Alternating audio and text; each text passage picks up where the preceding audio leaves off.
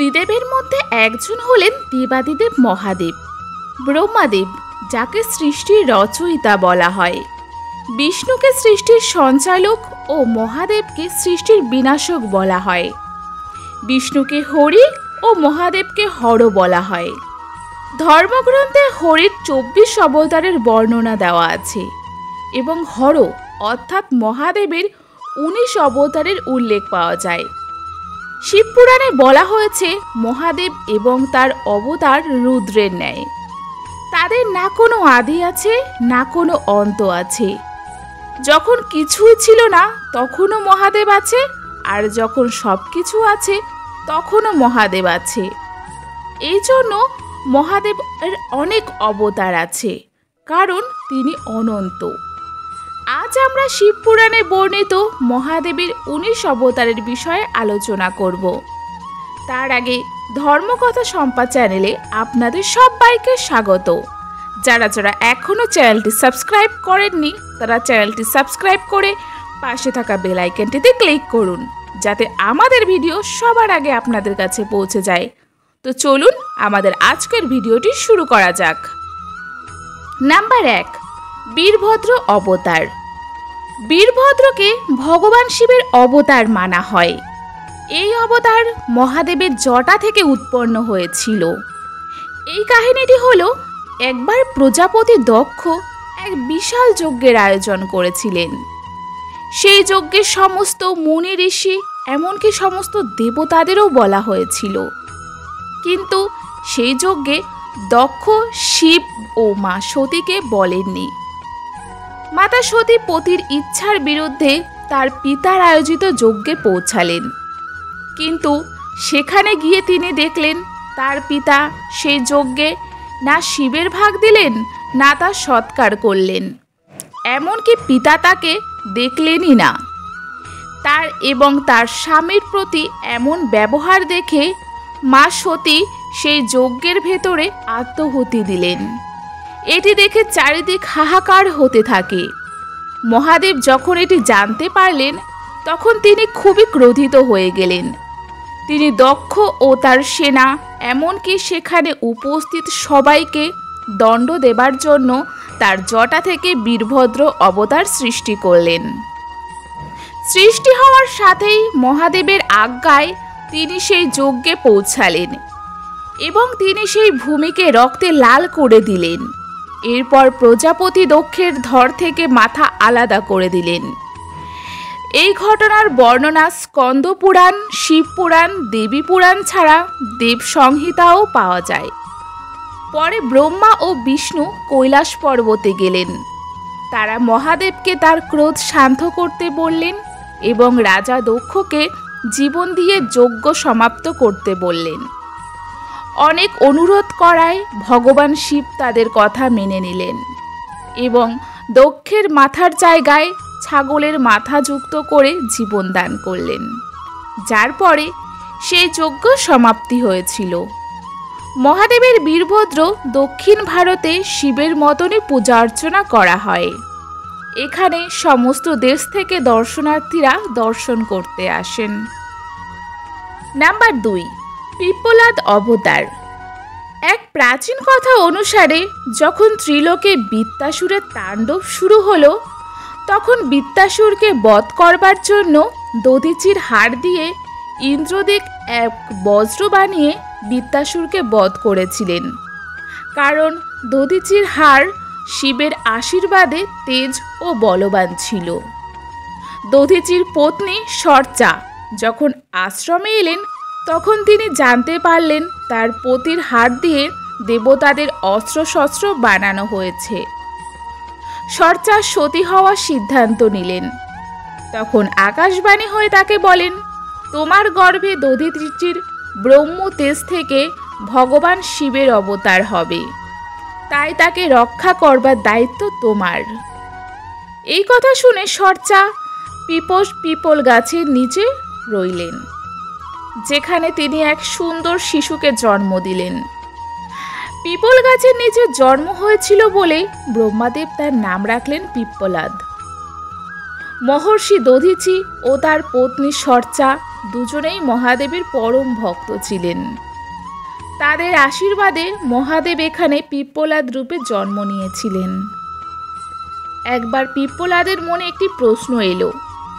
তিনি দেবতাদের কাছে জিজ্ঞাসা করলেন, এমন কি কারণ ছিল যে আমার পিতা আমার জন্মের আগেই ছেড়ে চলে গেলেন এবং আমার জন্ম হতে আমার মাও সতী হয়ে গেলেন? বাল্যকালেই আমি অনাথ হয়ে গেলাম। এই কথা শুনে দেবতারা বলেন, শনি গ্রহের দৃষ্টির কারণেই এমনটি হয়েছে। পিপ্পলাদ এই কথা শুনে খুবই ক্রোধিত হয়ে গেলেন এবং বললেন, এই শনি নবজাত শিশুকেও ছাড়ে না, তার খুব অহংকার, তাই না? এই জন্য একদিন পিপ্পলাদ শনিদেবের সাথে দেখা করেন। পিপ্পলাদ তার ব্রহ্মদণ্ড শনিদেবের উপর প্রয়োগ করেন। শনিদেব ব্রহ্মদণ্ডের প্রহার সহ্য করতে পারবেন না, এই জন্য তিনি ভয়ে পালাতে লাগলেন। ত্রিলোক পরিক্রমা করার পরও সেই ব্রহ্মদণ্ড শনিদেবের পেছন ছাড়লেন না এবং তার পায়ে এসে লাগলেন। দেবতারা পিপ্পলাদের কাছে অনুরোধ করেন পিপ্পলাদ যেন ক্ষমা করে দেন। দেবতাদের অনুরোধ পিপ্পলাদ শনিদেবকে এই কারণেই ক্ষমা করেছিলেন যে জন্ম থেকে 16 বছর পর্যন্ত কাউকে যেন তিনি কষ্ট না দেন। এরপর থেকেই পিপ্পলাদকে স্মরণ করলেই শনির দশা দূর হয়ে যায়। নাম্বার 3, নন্দী অবতার। শিবপুরাণ অনুসারে শিলাদ মুনি ব্রহ্মচারী হয়ে যাবার কারণে বংশবৃদ্ধি না হওয়ায় তার পিতা চিন্তায় পড়লেন। তারপর শিলাদ মুনি সন্তানের কামনায় ইন্দ্রদেবের তপস্যা করে এমন পুত্র চাইলেন যে জন্ম ও মৃত্যুর হাত থেকে সেই পুত্র যেন মুক্ত থাকে। ইন্দ্রদেবের পক্ষে এই বরদান দেওয়া সম্ভব ছিল না, তাই তিনি ভগবান শিবকে প্রসন্ন করবার জন্য বলেন। শিলাদ মুনি কঠোর তপস্যায় মহাদেবকে প্রসন্ন করেন, স্বয়ং শিলাদের পুত্র হওয়ার বরদান দিলেন। তিনি নন্দী রূপে প্রকট হলেন। মহাদেবের বরদানে নন্দী মৃত্যুকে জয় করে অজেয় হলেন। মহাদেব মা পার্বতীর সম্মতিতে সমস্ত বেদ, গণ ও দেবতাদের নিয়ে নন্দীর অভিষেক করালেন। এভাবেই নন্দী নন্দেশ্বরে পরিণত হলেন। কিছুকাল পরে নন্দী ও সুয়েক্ষার বিবাহ হল। মহাদেব নন্দীকে এই বর দিলেন যে যেখানে নন্দীর নিবাস হবে সেখানে ভগবান শিবেরও নিবাস হবে এবং বললেন, কোনো ব্যক্তি যদি তার মনস্কামনা নন্দীর কানে বলেন তাহলে মহাদেব পর্যন্ত সেই মনস্কামনা পৌঁছে যাবে। মানা যায় নন্দীর চক্ষুর দ্বারাই মহাদেবের ছবি মনে প্রকট হয়। নাম্বার 4, ভৈরব অবতার। শিব মহাপুরাণ অনুসারে একবার ভগবান বিষ্ণু ও ব্রহ্মাদেবের সৃষ্টির সর্বশ্রেষ্ঠ রচনাকার নিয়ে নিজেদের মধ্যে বিবাদ হলো। তখন মহাদেব একটি অগ্নিস্তম্ভ দুজনের মধ্যে রেখে বললেন, যে এর অন্ত খুঁজে পাবে সেই সর্বশ্রেষ্ঠ। ব্রহ্মা ও বিষ্ণু দুজনেই খুঁজতে লাগলেন এর অন্ত। কিছু সময় পরে বিষ্ণু তার হার মেনে নিলেন, কিন্তু ব্রহ্মাদেব মিথ্যা কথা বললেন। ব্রহ্মাদেব যেই মুখ থেকে মিথ্যা বললেন, মহাদেব তখন তার দেহ থেকে কাল ভৈরব সৃষ্টি করলেন এবং কাল ভৈরব সেই মিথ্যা বলা মুখটি খণ্ডন করে দিলেন। ব্রহ্মা হত্যার থেকে মুক্তির জন্য মহাদেব তাকে সমস্ত তীর্থে দর্শনের জন্য বলেন। তখন কাল ভৈরব এক হাতে ব্রহ্মার মাথাটি নিয়ে সব তীর্থ দর্শন করতে থাকেন এবং সমস্ত নদীতে স্নান করলেন। তবুও তিনি ব্রহ্মা হত্যার পাপ থেকে মুক্তি পেলেন না। সর্বশেষে তিনি কাশী পৌঁছালেন। সেখানে তিনি ব্রহ্ম হত্যার পাপ থেকে মুক্ত হলেন। যেই জায়গায় ব্রহ্মার মাথাটি পড়ে গিয়েছিল সেই জায়গা কপালমোচন তীর্থ নামে পরিচিত। এরপর থেকেই কালভৈরব কাশীতেই সর্বদা রূপে বিরাজমান হলেন। নাম্বার 5, অশ্বত্থামা অবতার। দ্রোণাচার্য ও কৃপা অশ্বত্থামাকে পুত্ররূপে পাওয়ার জন্য ঘোর তপস্যা করেছিলেন। তপস্যায় সন্তুষ্ট হয়ে মহাদেব তাদের এই বর দিলেন যে তিনি স্বয়ং তাদের পুত্ররূপে বিরাজমান হবেন। সময় হলে দ্রোণাচার্যের ঘরে বলশালী অশ্বত্থামা পুত্ররূপে জন্ম নিলেন। মহাভারতের যুদ্ধে দ্রোণাচার্যের পুত্র অশ্বত্থামাই ছিলেন যে কিনা কৌরবের হয়ে যুদ্ধ করতে চাইতেন, কিন্তু তাকে যুদ্ধের শেষে সেনাপতি বানানো হয়েছিল। যুদ্ধের 18 দিন দুর্যোধন অশ্বত্থামাকে সেনাপতি বানিয়েছিলেন। সেই রাত্রেই অশ্বত্থামা পাণ্ডবদের লক্ষ সেনা পুত্র ও গর্বে বড় হওয়া পাণ্ডব পুত্রদেরও মৃত্যু দিয়েছিলেন। অশ্বত্থামার এই আচরণে পাণ্ডবদের মনে বীরত্বের ভাব এসেছিল। অশ্বত্থামার মাথায় একটি মহামূল্যবান মণির জন্ম থেকেই ছিল। শ্রীকৃষ্ণ অশ্বত্থামার এই ঘৃত কর্মের জন্য তার মাথার মণি ছিনিয়ে তাকে অমর হওয়ার অভিশাপ দিয়েছিলেন। বন্ধুরা, এখন হয়তো আপনারা ভাবতে পারেন অশ্বত্থামা তো মহাদেবেরই অবতার, তাহলে মহাদেব এমন পাপ কাজ কেন করলেন? আসলে মহাদেব এই অবতারের মাধ্যমে সবাইকে বোঝাতে চেয়েছেন পাপ, লোভ ও খারাপ কর্মে যুক্ত থাকলে মানুষের কী না পরিণতি হতে পারে। আর সেই কারণেই অশ্বত্থামা আজও অমরত্বের অভিশাপ বয়ে চলছে। নাম্বার 6, সর্বাবতার। ভগবান শিবের ষষ্ঠ অবতার হলেন সর্বাবতার। ভগবান শিবের সর্বাবতার ছিল মৎস্য তথা সিংহ এবং পক্ষীর স্বরূপ। সর্বপক্ষী পুরাণের 8 পদবিশিষ্ট পক্ষী ছিলেন, যে সিংহের থেকেও বেশি শক্তিশালী ছিলেন। লিঙ্গ পুরাণে শিবের সর্বাবতারের কথা বর্ণনা করা হয়েছে। সর্বাবতারের কাহিনী হিরণ্যকশিপুকে হত্যা করবার পর ভগবান বিষ্ণু নৃসিংহ অবতার নিয়েছিলেন। হিরণ্যকশিপুকে বধ করবার পর যখন নৃসিংহের ক্রোধ শান্ত হচ্ছিল না, তখন দেবতারা মহাদেবের কাছে গেলেন। তখন মহাদেব সর্বাবতার নিয়েছিলেন। মহাদেব সর্বাবতারের রূপ নিয়ে নৃসিংহের কাছে গিয়ে স্তুতি করলে নৃসিংহদেবের ক্রোধ শান্ত হল। নাম্বার 7, গৃহপতি অবতার। এই কাহিনী হল নর্মদার তীরে অবস্থিত ধর্মপুর গ্রামে বিশ্বনাথ নামে এক মুনি ও তার পত্নী শুচিষ্মতি থাকতেন।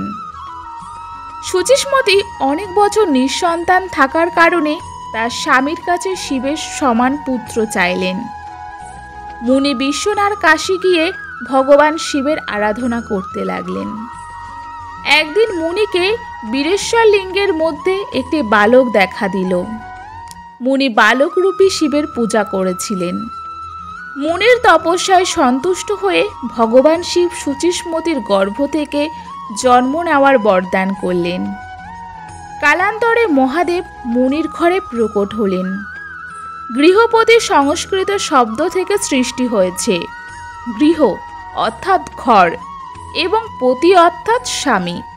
গৃহপতি অবতারে মহাদেব গৃহস্থ রূপে অবতীর্ণ হয়েছেন। এই অবতারে ভগবান শিব ভরণ পোষণ দায়িত্ব নিয়ে ব্যস্ত থাকেন। শিবের রুদ্র রূপের বিপরীত হল এই গৃহপতি অবতার। গৃহপতি অবতারে ভগবান শিবকে তার পত্নী দেবী পার্বতী এবং 2 পুত্র কার্তিক গণেশের সাথে তার দিব্য নিবাস কৈলাসে পর্বতে থাকতেন। এই চিত্রই পারিবারিক জীবনের মাহাত্ম্য বুঝিয়েছেন। নাম্বার 8, দুর্বাসা অবতার। দুর্বাসা ঋষিকে মহাদেবের পুত্র বলা হয়ে থাকে। মানা হয় দুর্বাসা ঋষির জন্ম মহাদেবের ক্রোধ থেকেই হয়েছে। একবার ব্রহ্মা ও শিবের মধ্যে প্রচণ্ড মনোমালিন্য হয়। সেই মনোমালিন্য এতটাই ভয়ঙ্কর ছিল যে দেবতারা পর্যন্ত ভয়ে পালাতে থাকে। মা পার্বতী মহাদেবের এই ক্রোধ দেখে ক্ষুণ্ণ হন এবং তিনি কৈলাস ত্যাগের প্রকাশ করেন। নিজের ক্রোধাগ্নির ফলে এমন অনর্থের কথা ভেবে মহাদেব সেটি বর্জন করতে চাইলেন। এই ক্রোধ মহাদেবের তৃতীয় নেত্র থেকে সৃষ্টি হয়েছিল। তাই তাই তিনি আবার সেটি গ্রহণ করতে পারবেন না। এদিকে অত্রি মুনির পত্নী মা অনুসূয়া দেবী মহাদেবের তপস্যা করেছিলেন। তখন মহাদেব অনুসূয়া দেবীর গর্ভে প্রধাগ্নি স্থাপন করলেন। তার থেকেই দুর্বাসা ঋষির জন্ম হয়। মহাদেবের ক্রোধ থেকে সৃষ্টি হয়েছিলেন, তাই তিনি একটুতেই ক্রুদ্ধ হন এবং সামান্য ভুলের জন্য অভিশাপ দিয়ে দেন। তার অভিশাপে মানুষ তথা দেবতারাও ভয়ে ভীত হয়ে পড়েন। ভগবান শিবের এই অবতারে মানুষকে দেখিয়েছেন ক্রোধের পরিমাণ কি মারাত্মকটাই না হতে পারে। নাম্বার 9, হনুমান অবতার। শিব মহাপুরাণ অনুযায়ী অঞ্জনী ভগবান শিবকে পুত্ররূপে পাওয়ার জন্য কঠিন তপস্যা করেছিলেন। তপস্যায় সন্তুষ্ট হয়ে ভগবান শিব তার রুদ্র শক্তি পবন দেবের রূপে পবন কুণ্ডে অর্পিত করলেন। মহাদেব দ্বারা অর্পিত সেই শক্তি মা অঞ্জনীর গর্ভে প্রকট হলেন এবং চৈত্র শুক্ল পক্ষ পূর্ণিমার দিন হনুমানের জন্ম হল। মহাদেব জানতেন একবার শ্রীরাম পৃথিবীকে কল্যাণ করবার জন্য আমার সাহায্য লাগবে। মহাদেব এটিও জানতেন কলিযুগে না আমি দেখা দেব না রাম দেখা দেবে, তখন কোনো অবতারও ধরিত্রীতে দেখা যাবে না। এই জন্য শিব তার এক শক্তিশালী রূপকে জন্ম দিলেন, যে কলিযুগে অজেয় ও অমর হয়ে আছে। নাম্বার 10, বৃষভ অবতার। সমুদ্র মন্থনে হেরে যখন অসুররা পাতালে যেতে লাগলেন, ভগবান বিষ্ণুও তাদের সাথে চলে গেলেন এবং তিনি সব অসুরদের বধ করলেন। ভগবান বিষ্ণু যখন পাতাল থেকে বাইরে আসতে লাগলেন, তো তিনি দেখলেন 5 জন সুন্দর কন্যা তার তপস্যা করছিলেন। সেই 5 জন মা লক্ষ্মীর বোন ছিল। তারা মা লক্ষ্মীর ভাগ্য দেখে খুবই হিংসা করতেন। ভগবান বিষ্ণু সেই কন্যাদের বর দিতে চাইলে তারা বলেন, দেবী ও বৈকুণ্ঠ ত্যাগ করে নিজেকে না চিনে সর্বদা পাতালে আমাদের সাথে বাস করুন। ভগবান বিষ্ণু তথাস্তু বলে দিলেন, যার ফলে ভগবান বিষ্ণু নিজেকেও ভুলে গেলেন। পাতালে বসবাসকালে ভগবান বিষ্ণু কয়েক পুত্রের সৃষ্টি করলেন। ভগবান বিষ্ণুর এই পুত্ররাই পাতাল থেকে স্বর্গ পর্যন্ত উৎপাত করতে থাকে। এর থেকে মুক্তির জন্য সব দেবতারা মহাদেবের কাছে পৌঁছালেন। ভগবান শিব বিষ্ণুকে পাতাল থেকে নিয়ে আসার জন্য এবং তার পুত্রদের বধ করবার জন্য নীল রঙের বিষব রূপ নিলেন। সে পাতালে গিয়ে তাদের সংহার করলেন। নিজের পুত্রদের এমন অবস্থা দেখে সেই স্ত্রীরা ভগবান বিষ্ণুর কাছে সমস্ত কথা বললেন। তিনি বিষবরূপী ভগবান শিবের সাথে যুদ্ধ করলেন। সেই সময় শ্রী গণেশ সেখানে প্রকট হলেন। তিনি সেই যুদ্ধ সমাপ্ত করলেন। সেই স্ত্রীদের তিনি বরদান ফিরিয়ে নিতে বলেন। তাদের বরদান ফিরিয়ে নিতেই ভগবান বিষ্ণুর সমস্ত কথাই মনে পড়ে গেল। নাম্বার 11, জ্যোতিনাথ অবতার। ধার্মিক শাস্ত্র অনুসারে ভগবান শিব অতিথির মাহাত্ম্য বোঝানোর জন্য জ্যোতিনাথ অবতার নিয়েছিলেন। কাহিনীটি হলো, একবার ভগবান শিব অম্বুদাচল পর্বতে বাসকারী আহুক ও তার পত্নী আহুকাকে ঘরে জ্যোতিনাথ রূপে পৌঁছেছিলেন। আহুকের ঘরে পর্যাপ্ত জায়গা না থাকার কারণে আহুক অতিথিকে ভেতরে শয়নের ব্যবস্থা করলেন। আহুক ঘরের বাইরেই পাহারা দিতে থাকেন এবং তার স্ত্রী আহুকা জ্যোতিনাথের পদসেবা করতে থাকেন। একটি জন্তু এসে আহুককে মেরে ফেললেন। আহুকা অতিথির সেবা ছেড়ে পতির কাছেও যেতে পারছেন না। তখন জ্যোতিনাথ রূপী ভগবান শিব প্রকট হলেন এবং আহুকাকে এই বরদান দিলেন যে আহুক নিষদরাজ বীরসেনের পুত্র নল এবং আহুকা বিদর্ভরাজ ভীমের কন্যা দময়ন্তী রূপে জন্ম নেবে। নল ও দময়ন্তীর মিলনের জন্য স্বয়ং ভগবান শিব সোনার হংসের ভূমিকায় অবতীর্ণ হবেন। নাম্বার 12, কৃষ্ণ দর্শন অবতার। এই কাহিনীটি হলো, একবার শ্রাদ্ধদেবের কনিষ্ঠ পুত্র ছিলেন নাভাগ। তিনি বড় বিদ্বান ও জিতেন্দ্রীয় ছিলেন। এই নাভাগকে সনাতন ব্রহ্মতত্ত্বের জ্ঞান দেওয়ার জন্য ভগবান শিব কৃষ্ণ দর্শন অবতার নিয়েছিলেন। শিবপুরাণে বর্ণিত কথানুসারে যখন নাভাগ বিদ্যা অধ্যয়নের জন্য গুরুকুলে নিবাস করেছিলেন, তখন তার ভাইরা নাভাগকে ব্রহ্মচারী ভেবে সমস্ত সম্পত্তি নিজেরাই নিয়ে নিলেন।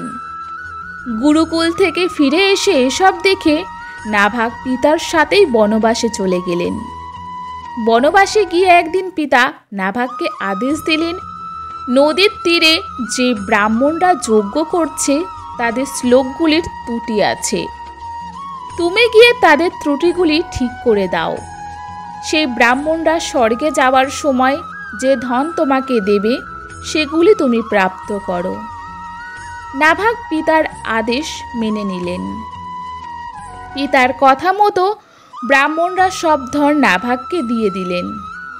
নাভাগ যখন ধনগুলি প্রাপ্ত করবে তখন মহাদেব কৃষ্ণ দর্শন রূপে প্রকট হলেন।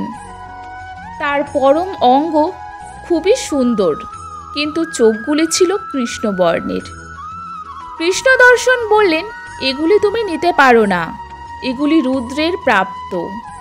তখন নাভাগ তার ভুল স্বীকার করলেন এবং পিতার আদেশের কথা খুলে বললেন।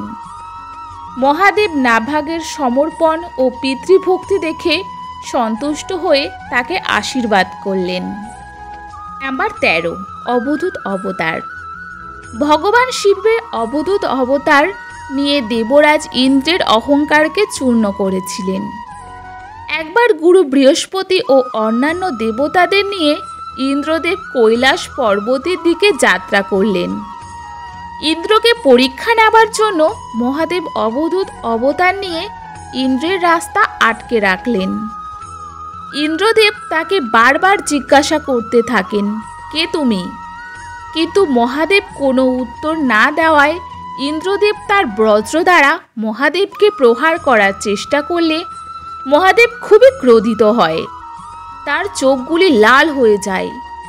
এটি দেখে গুরু বৃহস্পতি বুঝতে পারলেন এটি কেউ নয়, বরং স্বয়ং মহাদেব। বৃহস্পতি মহাদেবের কাছে অনুরোধ করলেন ইন্দ্রকে ক্ষমা করে দেওয়ার জন্য। গুরুর অনুরোধে মহাদেব ইন্দ্রকে ক্ষমা করে দিলেন এবং তার ক্রোধাগ্নিকে সমুদ্রের জলে ফেলে দিতে বললেন। সেই ক্রোধাগ্নি থেকেই জলন্ধর নামক অসুরের জন্ম হয়েছিল। নাম্বার 14, ভিক্ষুচার্য অবতার। ধর্মগ্রন্থ অনুসারে মহাভারতের যুদ্ধের পর সব দেবতারা নিজের নিজের ধামে চলে গেলেন। এখন কলিযুগে ধনসম্পত্তি নিয়ে যুদ্ধ শুরু হতে থাকে। সত্যরথের উপরও হামলা শুরু হয় এবং তাকে নিহত করে। সত্যরথের অন্তঃসত্ত্বা পত্নী কোনো মতে শত্রুদের থেকে তার প্রাণ বাঁচালেন। সত্যরথের পত্নী প্রাণ বাঁচানোর জন্য একটি জঙ্গলে চলে গেলেন। জঙ্গলে তিনি এক পুত্রের জন্ম দিলেন। পুত্র হতেই রানীকে পশুরা তা আহার বানালো। শিশুটি উচ্চস্বরে কাঁদতে লাগলেন। তখন মহাদেব ভিক্ষুচার্য রূপ নিয়ে সেই শিশুকে উদ্ধার করলেন এবং এক ভিখারিনীর কাছে শিশুটির পরিচয় জানিয়ে তাকে মানুষ করবার নির্দেশ দিলেন। ভিক্ষুচার্য অবতার নিয়ে মহাদেব আমাদের জানালেন, জগতে কেউ অনাথ নয়, অনাথের সাথে সবসময় মহাদেব আছেন। নাম্বার 15, সুরেশ্বর অবতার। এই কাহিনীটি হলো, একবার উপমন্য নামে এক পিতৃহীন শিশু তার দরিদ্র মায়ের সাথে একটি জীর্ণ কুটিরে থাকতেন। একদিন সেই বালকের গোদুগ্ধ পান করবার জন্য ইচ্ছা হলো। সে তার ইচ্ছা মায়ের কাছে জানালো, কিন্তু মা তার ছেলের ইচ্ছা কিভাবে পূরণ করবে? তাই তিনি চাল ধোয়া জল দিয়ে ছেলেকে গোদুগ্ধ বলেন। কিন্তু শিশুটি বুঝতে পারলেন। শিশুটি মাকে বলতে লাগলেন, মা, আমরা কি কোনোদিনও গোদুগ্ধ পান করতে পারবো না? অসহায় মা কোনো উত্তর দিলেন না। তখন শিশুটি ভাঙা হৃদয় নিয়ে একটি ভগ্ন মন্দিরে গিয়ে মহাদেবের ধ্যান করতে থাকেন। সুর অর্থাৎ দেবতা এবং সুরেশ্বর কথার অর্থ হল দেবতাদের কর্তা অর্থাৎ দেবরাজ ইন্দ্রকে বোঝানো হয়েছে। দেবরাজ ইন্দ্র তখন উপমন্যুর কাছে এসে বলতে লাগলেন, হে বালক, তুমি কার ধ্যান করছো? যার নিজেরই কিছু নেই সে তোমাকে কি করে দান করবে? তার থেকে বরং তুমি আমাকে এই ভিক্ষুক পোশাক ছেড়ে আমার ধ্যান করো, আমি তোমার সকল অভাব পূরণ করব। কিন্তু বালকটি কোনো কথাই না শুনে আবার মহাদেবের ধ্যান করতে লাগলেন। তখন সেখানে মহাদেব সুরেশ্বর রূপে প্রকট হলেন এবং বালককে বললেন, আমি ইন্দ্ররূপে তোমাকে পরীক্ষা নিচ্ছিলাম, যে অভাবের মধ্যে থেকেও সামান্য কিছু চাহিদার জন্য নিজেকে পাল্টায় না, তার থেকে আর বড় কী বা হতে পারে। আমি তোমাকে ক্ষীরের সাগর উপহার দিলাম। এভাবেই মহাদেব সুরেশ্বর অবতার নিয়েছিলেন। নাম্বার 16, কিরাত অবতার। এটি হলো যে মহাভারতের সময়ের কাহিনী। যখন পাণ্ডবগণ বনবাসে ছিলেন তখন যুদ্ধের আগমন নিয়ে তারা নিজেদের মধ্যে অস্ত্রবিদ্যা করতে লাগলেন। কিন্তু অর্জুন মহাদেবের পশুপথ অস্ত্রকে প্রাপ্ত করতে চাইলেন। এই জন্য তিনি হিমালয় পর্বতে গিয়ে অনেক দিন ধরে তপস্যা করতে লাগলেন মহাদেবের। মহাদেব অর্জুনের পরীক্ষা নেওয়ার জন্য কিরাত রূপ নিলেন। ধ্যানমগ্ন অবস্থায় অর্জুন বুঝতে পারলেন কোনো এক শূকর তার দিকে এগিয়ে আসছে। অর্জুনের ধ্যান বিফলে যাওয়ার কারণে তিনি শূকরের উপর একটি বাণ নিক্ষেপ করলেন। এদিকে অন্য দিক থেকেও কিরাত উপজাতির দলপতি সেই শূকরের দিকে তীর নিক্ষেপ করলেন। শূকরটি মারা গেলে অর্জুন ও কিরাতের মধ্যে যুদ্ধ শুরু হলো যে কে শূকরটিকে মেরেছে। এরপর কিরাত রূপে স্বয়ং মহাদেব প্রকট হলেন। অর্জুন ক্ষমা ভিক্ষা চাইলেন। তখন মহাদেব অর্জুনকে বলে, আমি তোমাকে পরীক্ষা নিচ্ছিলাম যে এই অস্ত্র সঠিক মানুষের কাছে যাবে কিনা। তোমার সাহসী কথা দেখে আমি বড়ই প্রসন্ন হয়েছি। তখন মহাদেব তার পশুপতি অস্ত্র অর্জুনকে দিলেন। সেই অস্ত্রে বাণ, মন, কথা ও দৃষ্টি দিয়ে প্রয়োগ করা যায়। নাম্বার 17, ব্রহ্মচারী অবতার। মা পার্বতী শিশুকাল থেকেই ভগবান শিবের তপস্যা করতেন। সে অনেক সাল ধরে মহাদেবের তপস্যা করেছিলেন। মহাদেব মা পার্বতীর ভক্তি ও প্রেম দেখে তাকে পরীক্ষা নিতে চাইলেন। একবার যখন মা পার্বতী নদীর তীরে মহাদেবের ধ্যান করছিলেন তখন মহাদেব এক ব্রহ্মচারী রূপ ধারণ করলেন ও মা পার্বতীর কাছে এলেন। ব্রহ্মচারী মা পার্বতীকে ধ্যান করবার কারণ জানতে চাইলেন। মা পার্বতী বলেন তিনি মহাদেবকে প্রাপ্ত করবার জন্য ধ্যান করছেন। তখন ব্রহ্মচারী মহাদেবের নামে নিন্দনীয় কথা বলতে লাগলেন।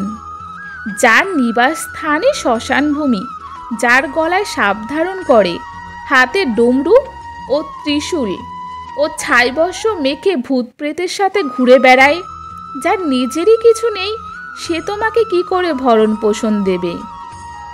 মহাদেবের নামে এমন নিন্দনীয় কথা শুনে মা পার্বতী রেগে সেই ব্রহ্মচারীকে অভিশাপ দিতে যাবে, এমন সময় সেই ব্রহ্মচারী বেশ থেকে স্বয়ং মহাদেব প্রকট হলেন। তখন মহাদেব মা পার্বতীকে বললেন, তোমার সরলতা, প্রেম, ভক্তি দেখে আমি বড়ই মুগ্ধ। তোমার তপস্যা সার্থক হলো। এভাবেই মহাদেব ব্রহ্মচারী রূপ নিয়েছিলেন। সুরানর্তক অবতার। মহাদেব হলেন নটের রাজা। ভারতনাট্যম শাস্ত্রের প্রদান মহাদেবই করেছিলেন ভরতমণিকে। যখন মা পার্বতী মহাদেবকে তপস্যায় তুষ্ট করলেন তখন বরদানে মা পার্বতী মহাদেবের কাছে চাইলেন তিনি যেন তার পিতা হিমালয়ের কাছে গিয়ে অনুমতি নিয়েই মা পার্বতীকে বিবাহ করেন। তখন মহাদেব সুরানর্তক অবতার ধারণ করে হিমালয়ের সবাই গিয়ে এক সুন্দর নৃত্য প্রদান করলেন। মহাদেবের এই নৃত্য দেখে সবাই প্রশংসা করতে লাগলেন। হিমালয় সুরানর্তকে আশীর্বাদ দিতে গেলে তিনি মা পার্বতীকে চাইলেন। প্রথমে সম্মতি না দিলেও পরে মহাদেব তার আসল রূপে ফিরে আসলে হিমালয় তার কন্যা পার্বতীর সাথেই মহাদেবের বিবাহ দিয়ে দিলেন। নাম্বার 19, যক্ষেশ্বর অবতার। সমুদ্র মন্থনে প্রকট হওয়া অমৃত পান করে দেবতাদের মধ্যে অহংকার ও অভিমান হয়ে গিয়েছিল। তারা ভাবতে লাগলেন, এইবার আমাদের আর কেউ মারতে পারবে না। তারা সবাই সবাইকে সর্বশ্রেষ্ঠ ভাবতে লাগলেন।